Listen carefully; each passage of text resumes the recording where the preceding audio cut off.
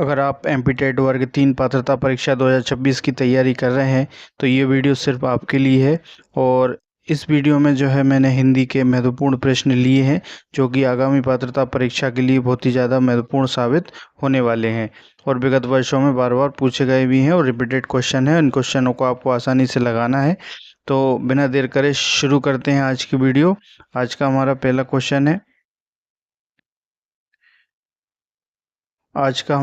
Question है।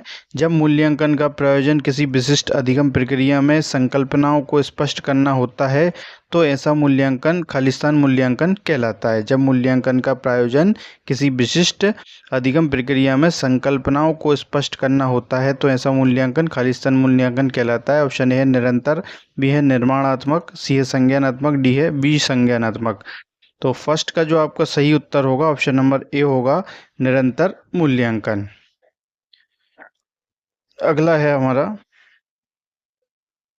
Question number 2 है, निम्न में से अभ्यास की अवस्था में किसे महत्व नहीं दिया जाता है। अभ्यास की अवस्था में किसे महत्व नहीं दिया जाता है बताना है। ऑप्शन ए है पढ़ने को, लिखने को, मौखिक वाचन को या याद करने को। तो अभ्यास की अवस्था में जो महत्व नहीं दिया जाता है वो होगा आपका याद करने को, इसलिए सेकंड का डी हमारा करेक्ट होगा। क्वेश्चन नंबर 3 है, निम्न में से भाषा सीखना और भाषा के बारे में सीखना खालिस्तान है। ऑप्शन ए है दो भिन्न संकल्पनाएं हैं, बी है भाषिक विचार विमर्श का हिस्सा नहीं है, सी है विद्यालीन का हिस्सा नहीं है और डी है दो भिन्न संकल्पनाएं नहीं है।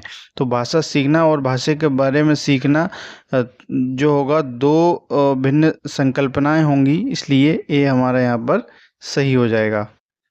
क्वेश्चन नंबर 4 है, परीक्षण की वास्तविक रचना से पूर्व उसकी प्रारंभिक जांच कर लेनी चाहिए।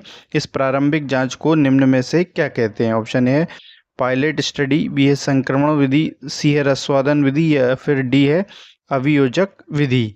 तो परीक्षण की वास्तविक रचना से पूर्व उसकी प्रारंभिक जांच कर लेनी चाहिए। तो इस प्रारंभिक जांच को जो है हम क्या कहेंगे, option number A pilot study कहेंगे, इसलिए ए हमारा यहाँ पर सही आंसर।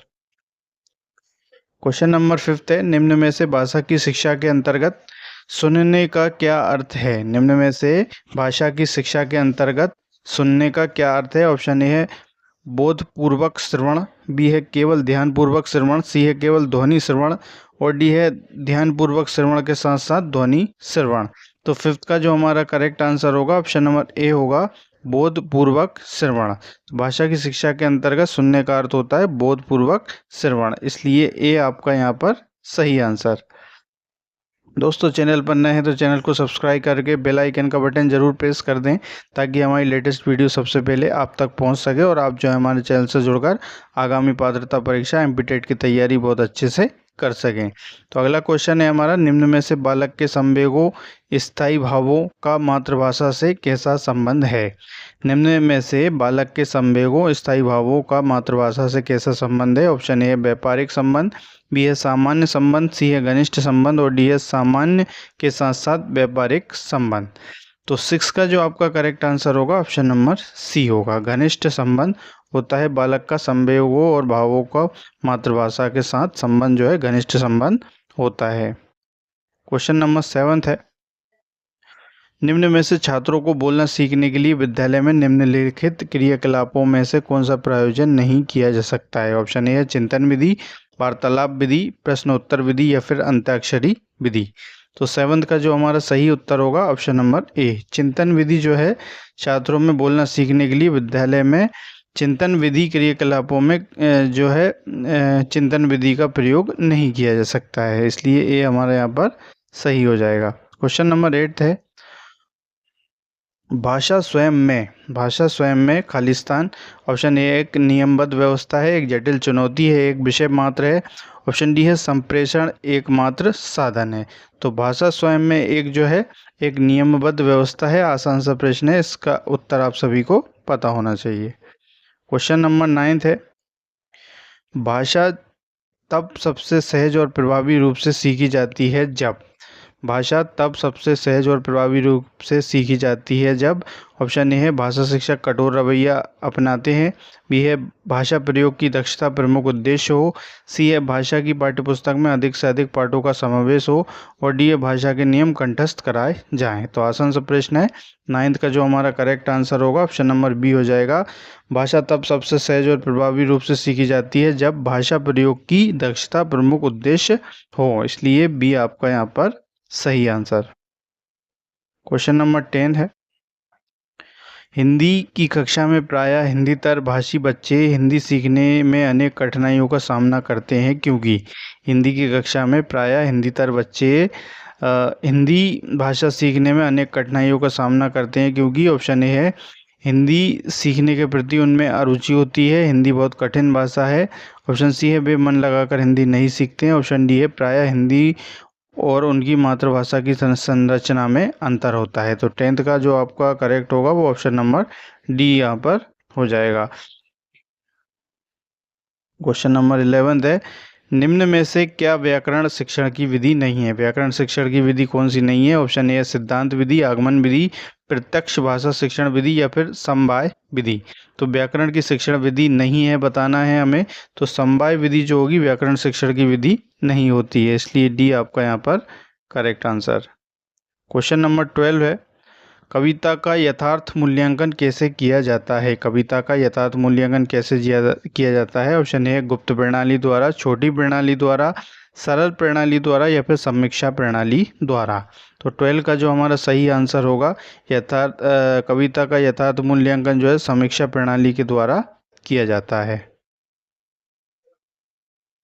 क्वेश्चन नंबर 13 है।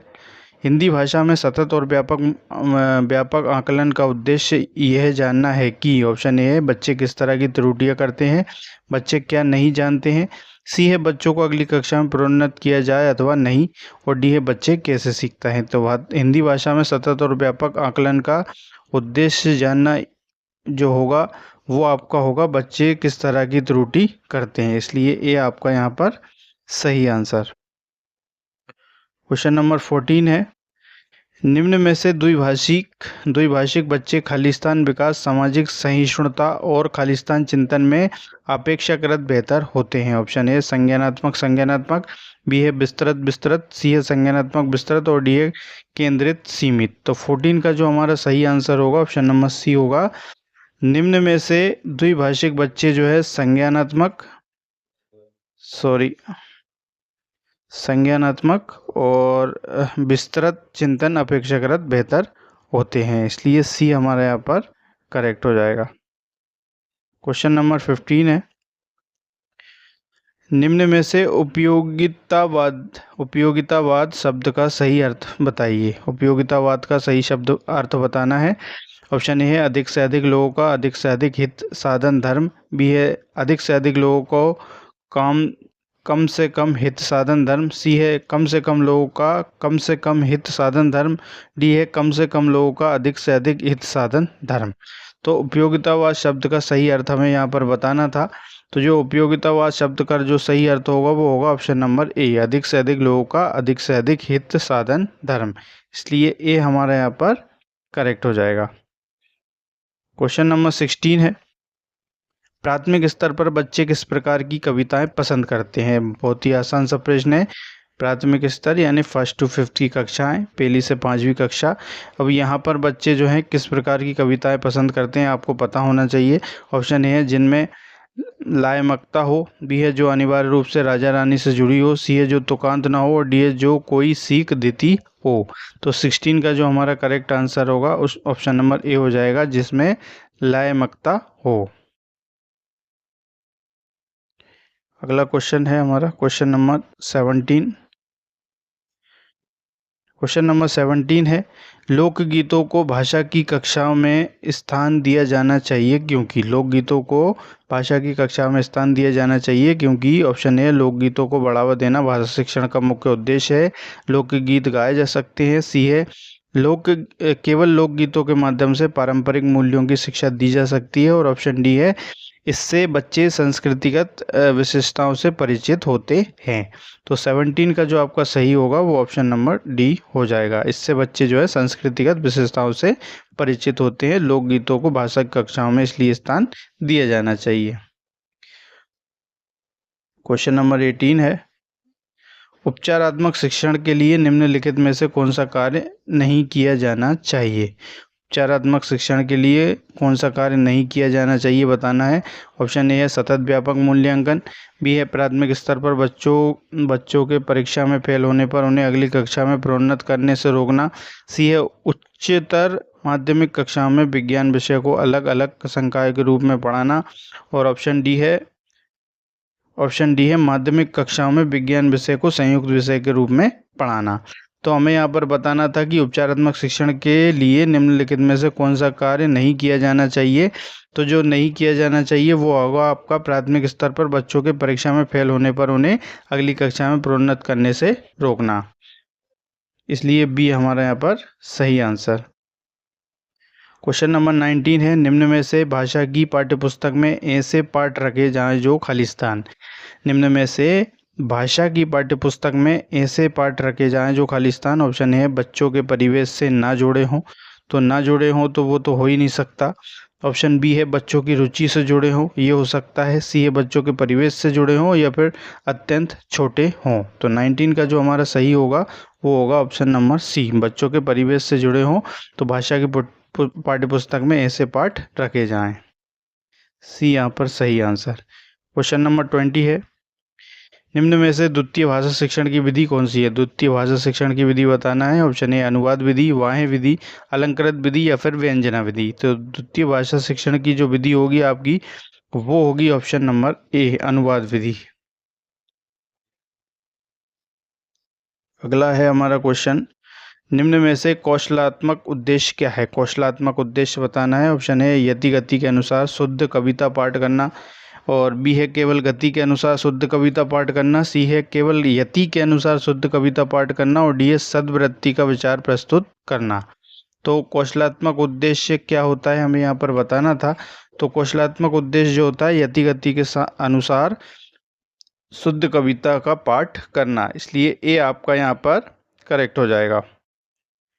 क्वेश्चन नंबर 22 है हमारा, बालकों को इस योग्य बनाना कि वे नवीन ज्ञान व कौशल को भली भांति सीख सकें, यह निम्न में से किस शिक्षण पद्धति के द्वारा होता है। ऑप्शन ए रसवादन विधि द्वारा, अनुच्छेदन विधि द्वारा, शिक्षा मनोविज्ञान द्वारा, या फिर अनुप्रेरण पद्धति द्वारा। तो 22 का जो आपका सही आंसर होगा वो ऑप्शन नंबर सी हो जाएगा। शिक्षा मनोविज्ञान द्वारा जो है बालकों को इस योग्य बनाना कि वे नवीन ज्ञान व कौशल को भली भांति सीख सकें, यह शिक्षा मनोविज्ञान द्वारा शिक्षण पद्धति के द्वारा दिया जाता है। क्वेश्चन नंबर 23 है हमारा, निम्न में से कक्षा के मौखिक कार्य के अंतर्गत कौन सी क्रिया कराई जा सकती है। मौखिक कार्य के अंतर्गत कौन सी क्रिया कराई जा सकती है बताना है। ऑप्शन ए है केवल विभिन्न अक्षरों की ध्वनियों का बोध, बी है केवल बालकों को बालघात का ज्ञान कराना, सी है केवल बालकों को अक्षर बोध कराना, और ऑप्शन डी है बालकों को अक्षर बोध कराना, विभिन्न अक्षरों की ध्वनियों को बोध कराना, एवं बालकों को बालघात का ज्ञान कराना। तो 23 का जो हमारा सही होगा वो ऑप्शन नंबर डी हो जाएगा। ये तीनों ही चीज़ें मौखिक कार्य के अंतर्गत क्रिया कराई जा सकती है। क्वेश्चन नंबर 24 है, निम्नलिखित में से कौन सा मौखिक भाव प्रकाशन शिक्षण का उद्देश्य नहीं है। निम्नलिखित में से कौन सा मौखिक भाव प्रकाशन शिक्षण का उद्देश्य नहीं है। ऑप्शन ए विषय अनुकूल व प्रसंग अनुकूल शैली का प्रयोग करना सिखाना, बी है छात्रों को शुद्ध उच्चारण, उचित स्वर, उचित गति के साथ बोलना सिखाना, ऑप्शन सी है छात्रों को निसंकोच होकर अपने विचार व्यक्त करने के लिए योग्य बनाना, और ऑप्शन डी है अर्थ की गहनता को समझने का महत्वपूर्ण तरीका है। तो मौखिक भाव प्रकाशन शिक्षण का जो उद्देश्य नहीं होगा वो आपका होगा ऑप्शन नंबर डी, अर्थ की गहनता को समझने का महत्वपूर्ण तरीका है। ये गलत है, इसलिए डी हमारे यहाँ पर करेक्ट हो जाएगा। क्वेश्चन नंबर 25, निम्नलिखित में से कौन सी विधि रचना शिक्षण की विधि नहीं है? रचना शिक्षण की विधि नहीं है। ऑप्शन ए है खेल विधि, बी है शब्द प्रधान विधि, चित्र रचना विधि या फिर सूत्र विधि। दोस्तों मैं आपको बता दूं, ये विगत वर्षों में बहुत बार ट्रेंड हुआ है और क्वेश्चन आएगा ही आएगा, पक्का आएगा। इस प्रकार के क्वेश्चनों को आपको अच्छे से याद रखना है। तो यहाँ पर क्वेश्चन पूछ रहा है कि विधि रचना की शिक्षण विधि नहीं है, हमें बताना है। तो 25 का जो आपका सही आंसर होगा वो होगा आपका डी, सूत्र विधि जो है विधि रचना शिक्षण की विधि नहीं है, इसलिए डी हमारे यहाँ पर सही आंसर। क्वेश्चन नंबर 26 है ध्वनि साम्य विधि द्वारा खाली स्थान। ध्वनि साम्य विधि द्वारा खाली स्थान। ऑप्शन ए उच्चारण व हाव भाव सिखाया जाता है, बी है ध्वनि में समानता रखने वाले शब्दों को एक साथ सिखाया जाता है, सी है अनुकरण करना सिखाया जाता है या फिर नृत्य करना सिखाया जाता है। तो 26 का जो आपका सही होगा वो होगा ऑप्शन नंबर बी, ध्वनि साम्य विधि द्वारा जो है ध्वनि में समानता रखने वाले शब्दों को एक साथ सिखाया जाता है।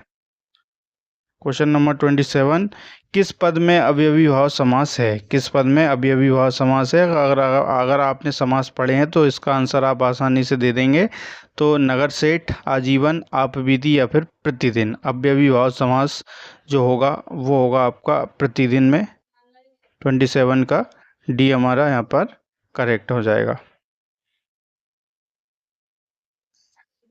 क्वेश्चन नंबर 28 है दृष्टिबाधित बच्चों को भाषा सिखाते समय। दृष्टिबाधित बच्चों को भाषा सिखाते समय ऑप्शन ए कम पाठ वाली पाठ्यपुस्तक निर्माण किया जाना चाहिए, अधिक से अधिक मौखिक भाषा का प्रयोग करना चाहिए, सी है उन्हें कक्षा में अलग बैठाना चाहिए ताकि उन पर विशेष ध्यान दिया जा सके, और ऑप्शन डी है उन्हें विभिन्न भाषिक गतिविधियों में शामिल नहीं करना चाहिए। तो दृष्टिबाधित बच्चों को भाषा सिखाते समय एक शिक्षक को क्या करना चाहिए? तो जो शिक्षक को करना चाहिए वो होगा आपका ऑप्शन नंबर बी, अधिक से अधिक मौखिक भाषा का प्रयोग करना चाहिए, क्योंकि बच्चा दृष्टिबाधित है, इस चीज़ को आपको ध्यान में रखना है। क्वेश्चन नंबर 29 है सेकंड लास्ट क्वेश्चन किसी भाषा कक्षा में कहानी कथन की आवश्यकता के संदर्भ में कौन सा तर्क उचित नहीं है? ऑप्शन ए है सभी बच्चों की क्षमता अनुसार कल्पना शक्ति का विकास होता है, बी है बच्चों को शब्द भंडार के विकास के अवसर प्राप्त होते हैं, सी है सभी बच्चों की क्षमता को ध्यान में रखते हुए यह उचित नहीं होता है, और ऑप्शन डी है सभी बच्चों को भाषा सुनने का परिवेश मिलता है। तो 29 का जो हमारा सही आंसर होगा वो होगा ऑप्शन नंबर ए, सभी बच्चों की क्षमता अनुसार कल्पना शक्ति का विकास होता है। यह कथन उचित नहीं है, इसलिए ए हमारा यहाँ पर करेक्ट आंसर। लास्ट क्वेश्चन आज का, निम्न में से किशोरावस्था में बालकों को सहयोग देने के लिए खाली स्थान आवश्यक है? ऑप्शन ए आलोचना करना, दंडित करना, अभिप्रेरणा करना या फिर आलोचना करना एवं दंडित करना। तो किशोरावस्था का बालक है, ध्यान में रखना है किशोरावस्था में बालक को सहयोग देने के लिए क्या आवश्यक है, हमें यहाँ पर बताना था। तो अभिप्रेरणा देना आवश्यक है, आलोचना करना कतई नहीं, दंडित करना और ये तो हो ही नहीं सकता है, तो अभिप्रेरणा देना आवश्यक होता है। तो दोस्तों क्वेश्चन हमारे यहीं पर समाप्त होते हैं। वीडियो कैसी लगी हमें कमेंट करके ज़रूर बताएं, और चैनल पर नए हैं तो चैनल को सब्सक्राइब करके बेल आइकन का बटन ज़रूर प्रेस कर लें ताकि हमारी लेटेस्ट वीडियो सबसे पहले आप तक पहुंच सके, और आप जो है हमारे चैनल से जुड़कर आगामी पात्रता परीक्षा की तैयारी बहुत अच्छे से कर सकें। और आप जो है हमारे चैनल की प्लेलिस्ट में जाकर भी जो वीडियो पहले बनाई गई हैं उनको भी एक बार ज़रूर देखें, क्योंकि ताकि उससे आपको मतलब जो भी लेटेस्ट क्वेश्चन जो परीक्षा में आ जाते हैं उनको देखने और समझने का मौका मिले। इसी के साथ जय हिंद, जय भारत, वंदे मातरम दोस्तों।